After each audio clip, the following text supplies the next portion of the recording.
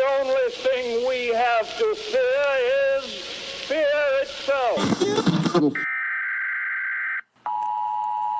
The National Weather Service has issued a severe thunderstorm warning.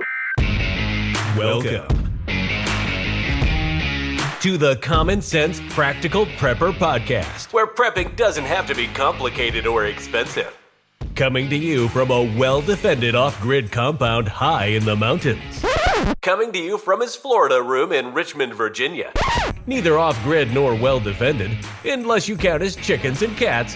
Here is your host, Keith. And that was your professional voiceover guy that was missing from the previous episode, episode 51, that I recorded in Jacksonville, Florida last week. Hey, everybody, this is Keith, and welcome back to the Common Sense Practical Prepper Podcast, episode 52. Today is August 2nd, 2023.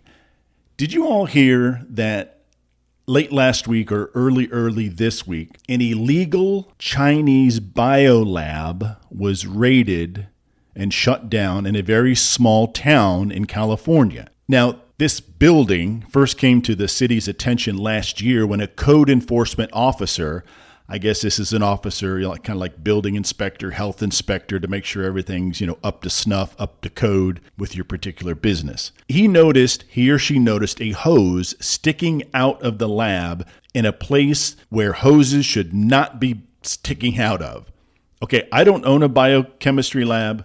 I've never even worked in a biolab, but I'm pretty sure, dollars to donuts, that you should not remove any liquid from the facility through a hose stuck through an open window or sticking out of the rear door that's propped open facing the alley. That's just me. I went to college, but my degree is not in chemistry, biochemistry, or anything relatively close. That's just a layman's opinion. So the city was aware that there was this building and there was something going on in the building. Now, they had been in contact with the owner, manager, whatever you want to call it, a guy they can't even really verify his true identity. They had been exchanging emails and I guess official letters back and forth. The county or the city was asking about, they needed some documentation about the mice, how they're caring for the mice, all sorts of things that the owners or managers of the lab failed to provide. Last year, the code enforcement officer sees this hose. In March, at least a couple, 3 months later, they executed a search warrant on this building and found dead mice, thousands of dead mice. There were mice that were still alive. They were being poorly fed, poorly watered, not taken care of at all. They found vials, containers, buckets full of everything you can imagine, and probably a mixture of everything else you can imagine. Chlamydia, E. coli, pneumonia, hepatitis B and C, herpes 1 and 5. I thought there was only 1 and 2. Herpes 1, herpes 2. There's 5 now? Where did the other 3 come from? Rubella, is that German measles, I think? And then malaria. Another article said they actually found coronavirus, COVID, which doesn't surprise me at all. So anyway, the place gets shut down. They sampled as much of the stuff as they safely could. They got rid of freezers, fridges, just full of stuff. Like I said, all sorts of containers filled with stuff they would never be able to identify. They just quit messing with it because it was too dangerous, and they have since gotten rid of all this stuff. Well, again, I don't think the people running this lab had the best interest of the townsfolk, or anybody else for that matter, in mind when they were doing all this crazy experimentation. So I got a lot of this information I'm getting from the UK Daily Mail, and because I couldn't find a lot of detailed information from Fox, MSN, MSNBC, and a few other of the networks, I could not get a lot of detailed information. So I went to the UK Daily Mail. So the UK Daily Mail reached out to Dr. Amesh Adalja, a senior scholar at Johns Hopkins, the Johns Hopkins Center for Health and Safety up in Johns Hopkins in Maryland, I believe, right outside of D.C. Quote, "It's unclear what was going on there,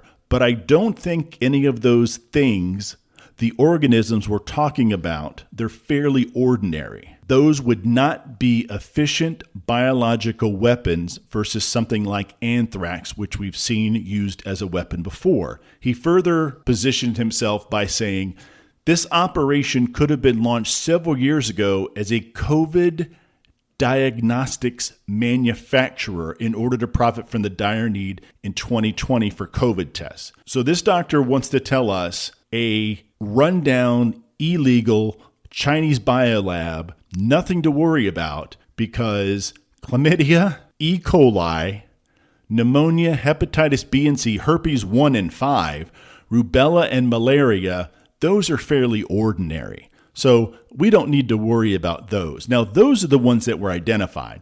This doctor has no idea what he's talking about because who knows what else was there that they could not identify or just failed to identify because there was so much of it. And to think that this lab several years ago could have been launched to serve as a diagnostics manufacturer to either make COVID tests or to, I guess, get the results to actually test the tests to find out whether or not the person was COVID positive. If he thinks that is going to fly, that is absolutely insane. There was no indication from anything that I've read or any of the photos I've looked at that this was anything other than an illegal lab. You can run all the illegal labs and legal labs in China that you want, but it just strikes me very odd, given COVID, why we have this secret biolab in this old rundown building in Southern California. I mean, it makes no sense to me, but in a lot of ways, it does make some sense. So I'm going to try to follow this as best I can. I doubt if anybody's going to jail, and I doubt if we'll really get the true background on these people and why they were there doing what they were doing. Okay, I have a little Italian restaurant not far from the house that I absolutely love to go to. Been going there for, ever since I was a rookie cop. So 30-some years altogether, I've been going there. Well, there was a little sign next to the cash register that they were charging 3.9% debit card processing fee. I'm sorry, they kind of flipped the script. Charging you 3.9% more for a non-cash transaction. So 3.9% to use a debit or a credit card. Now, I am familiar with debit card and credit card processing fees, and they can get a little complicated. They can get expensive depending on who you're working with. But on the average, it's 34 cents a swipe. Again, give or take. So when they swipe your debit card for the $20 pizza, the $30 meal, $20, and now that costs them 34 cents. You take the profit of the meal and you just, 34 cents, you got to add that to the overhead, I guess. And then so basically every time I paid with a debit card up until recently, they were making 34 cents less than if I had given them cash. Okay, 3.9%. So a $30, let's say the check is $30 even with tax and all that good stuff, $1.17, more than 3 times what it cost to swipe that card. Now, I'm not going to ask the owner about it. It's really none of my business. I'm not going to give the guy a hard time, but I just find that a little ridiculous. But go ahead and raise the price of your spaghetti by 10 cents, 30 cents, 40 cents. Do something like that. But just don't be so blatant as to put that out there because it doesn't make any sense to me. And if you'd rather folks pay with cash, I get it, but I don't think you need to add these exorbitant fees on to someone who wants to pay with a debit card. A burger place I go to every once in a while, maybe once a week, once every other week near work, it's like $15 burger and fries and all that good stuff with the soda. It came out to, I think it came out to the $14. They added $2 and I forget what they called it on the check. It was like other tax. And then it says like non-cash. And I'm like, wait a second, a $14 burger and they add 2. There were no signs saying, as of July 1st, an additional whatever percent or whatever fee is being added for all non-cash transactions. I just happened to look at my check pretty close because normally I get the same thing. It is always, $13.74, $13.90. So it was something like that. But when I saw that it was a little more Tuesday when I went, I'm like, wait a second, what is this? And other tax. And it added up to right at $2 for my $14 and some change burger. Again, no warning. Hey, there's this additional fee. Unless something's going on with debit card transactions and fees like that, I'm not really sure why they feel the need to charge that extra. That can get very expensive when you have a lot of people going out to a restaurant. So really weird. And I'm going to keep an eye on that. If I hit any restaurants this weekend, I'm going to actually look for the signs I'll ask the waitress or the servers or whatever, do you have a additional fee for non-cash transactions? Let's talk about my garden real quick. Garden is coming along really well, but here's the deal. You guys remember several weeks ago, something got into my garden and ate all the tops of my cucumber plants. They were very, very small, got them from Petersburg Trading Company. I know I spoke about them as well. Great selection, great prices. So I think it was the next weekend, went down and repurchased a flat, I guess, of cucumber plants. Tore the other ones up, put the new cucumbers in.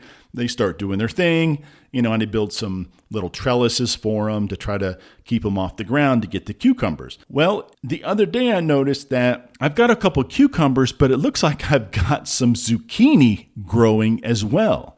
And now that I go out and I look at everything of the 18, I think maybe there's about 24 separate cucumber plants that were planted. Of the 24, 3 are cucumbers. 21 are zucchinis. Now, go back in time about 5 or 6 days ago, having a conversation with a gentleman at work who has a huge garden.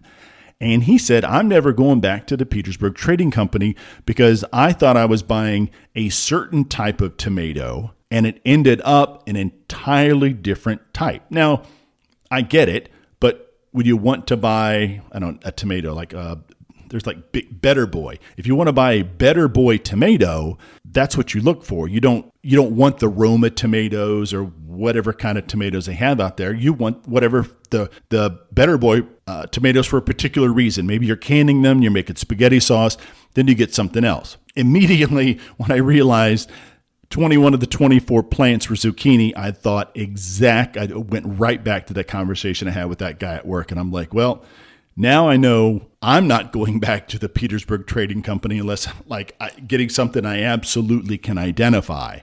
But, I'm not a plant guy, so it says cucumbers. It has the little plastic signs in them, the little plastic stakes. I just grab it and go because I think I'm getting cucumbers. But in this case, I was getting zucchini. Anyway, zucchini for, the next 18 months, I guess. So plenty of zucchini going on there. But I really wish I had the cucumbers because I love cucumbers. So the chickens and the heat. Last week, 4 days in a row of near 100-degree temperatures.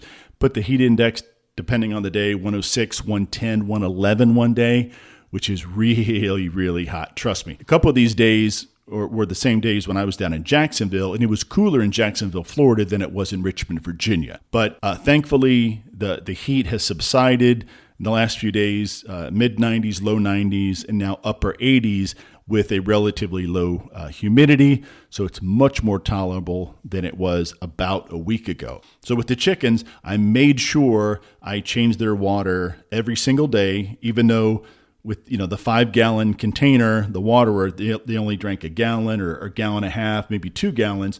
I just went ahead and changed it anyway. All 3, double-checked their feed to make sure they were doing well. Really cut down on the snacks that I give them, the other grains, the scratch grains that I give them. I wanted them, obviously they're going to eat a lot less in hot weather, and I would rather have them eat their feed, which is more nutritious than the scratch, what they consider treats. Let's see, watermelon, frozen pineapple, and some frozen fruit cocktail. They absolutely love that. Also got a little kiddie pool that you hook up a hose to and has like a little sprinkler around the sides. Well, Ripley and Runt were the only 2 chickens that thought it was cool to get inside, no pun intended, to get inside this little kiddie pool and go ahead and soak their feet. Because the 2 parts of a chicken's body that dissipates heat are the feet, the legs, and then the face. Obviously, everything else is covered with feathers, so they're not going to get a lot of ventilation. So if you ever felt a chicken's, have them stand on your hand or their foot, or you feel their leg, it is very, very warm. So Ripley and Runt love that because as they were in there just kind of standing, I'd throw a few treats in and they'd walk around. And it was funny, the other chickens were looking at them with their wings out, trying to get cool, panting because they were overheated. And then there's Ripley and Runt just looking at them, wings down, very, very active. They've cooled off a tremendous amount. Of all the chickens, those two were the only ones that really took advantage of the kiddie pool. So the kiddie pool's put away, and if it gets up in the high 90s again, I will break that out. But $12 purchase, it was certainly worth that. Okay, folks, let's see. Freeze dryer. More scrambled eggs that I've got frozen, ready to go into the freeze dryer. Again, was out of town last week. It did not have a chance to put the 8 trays. There are 8 trays, 7 trays of scrambled eggs into the freeze dryer, so I can go ahead and take care of that. Hopefully, I'll get a chance to do that this weekend. I also need to get another little fan. The chickens have my fans.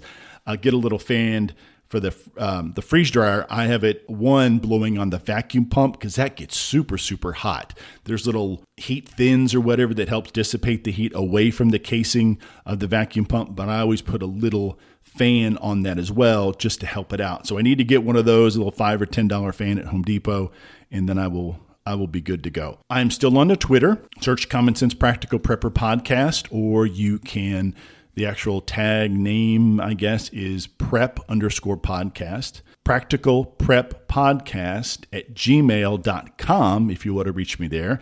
And I got several emails over the last few weeks, and I will make sure that I read those next week. Well, folks, I know a little short podcast tonight, but a lot of stuff going on at work, and tomorrow and Friday are going to be super, super busy, and a lot of stuff to do in the yard this weekend as well. So again, thank you for stopping by. Everybody enjoy the rest of your week. Everybody have a fantastic weekend. Stay safe, and as usual, be safe out there.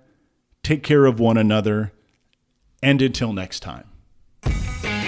Thanks for listening to the Common Sense Practical Prepper Podcast. Be sure to subscribe so you don't miss an episode. While you're at it, help spread the word by leaving a rating and review.